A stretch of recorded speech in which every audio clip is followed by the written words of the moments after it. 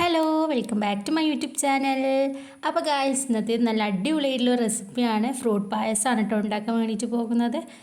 അപ്പോൾ നല്ല ഈസി ആയിട്ട് ഉണ്ടാക്കാം, നല്ല ടേസ്റ്റാണ്. സോ എല്ലാവരും ട്രൈ ചെയ്ത് നോക്കാം. ആദ്യമേ ഒരു സ്പൂണ് നെയ്യ് എടുക്കുന്നുണ്ട് കേട്ടോ.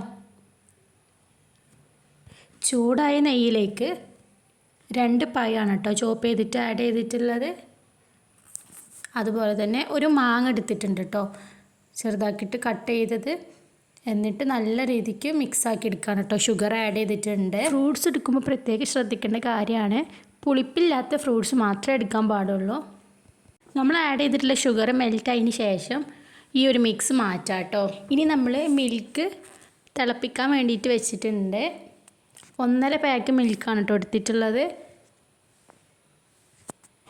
ഇതിലേക്ക് ഒരു ഏലക്കാണ് കേട്ടോ ആഡ് ചെയ്തിട്ടുള്ളത്. ഒരുപാട് ആഡ് ചെയ്യരുത്, ടേസ്റ്റ് മാറിപ്പോവും. പിന്നെ ഏലക്കയുടെ ഒരു ടേസ്റ്റ് ആയിരിക്കും കേട്ടോ.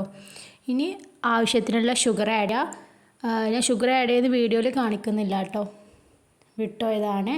പിന്നെ കുറച്ച് സേമിയ ആഡ് ചെയ്യുന്നുണ്ട് കേട്ടോ. ഇപ്പോൾ നമ്മുടെ സേമിയ നല്ല രീതിക്ക് വെന്ത് വന്നിട്ടുണ്ട്. കുറച്ച് ഉപ്പ് ആഡ് ചെയ്തിട്ടുണ്ട് കേട്ടോ. പിന്നെ സാഗോ സീഡാണ് ആഡ് ചെയ്തിട്ടുള്ളത്. എന്നിട്ട് ആ മിക്സ് മാറ്റി വെക്കാം കേട്ടോ.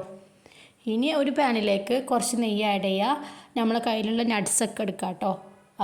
കാഷ്യൂ, ബദാം, മുന്തിരി ഒക്കെ ഉണ്ട് ഞാൻ എടുത്തിട്ടുള്ളത്. എന്നിട്ട് അത് ജസ്റ്റ് ഒന്ന് ഗീയിൽ വെച്ചിട്ട് സോട്ട് ചെയ്തതിന് ശേഷം മാറ്റി വെക്കാം കേട്ടോ. എന്നിട്ട് ചൂടാറിയിട്ടുള്ള പാലിലേക്ക് നമ്മൾ ഫസ്റ്റ് റെഡിയാക്കി വെച്ചിട്ടുള്ള ഫ്രൂട്ട്സ് ആഡ് ചെയ്യാം കേട്ടോ. എന്നിട്ട് നമ്മുടെ കാഷ്യൂ നട്ട്സ് കാര്യങ്ങളൊക്കെ ആഡ് ചെയ്യുക. എന്നിട്ട് നല്ല രീതിക്ക് മിക്സ് ആക്കി എടുക്കുക. ലാസ്റ്റ് കുറച്ച് പൊമഗ്രനേറ്റ് ആഡ് ചെയ്യുക. അപ്പോൾ ഇത്രേ ഉള്ളൂ. നല്ല അടിപൊളിയാണ്. തണുപ്പിച്ചിട്ടും കഴിക്കാം.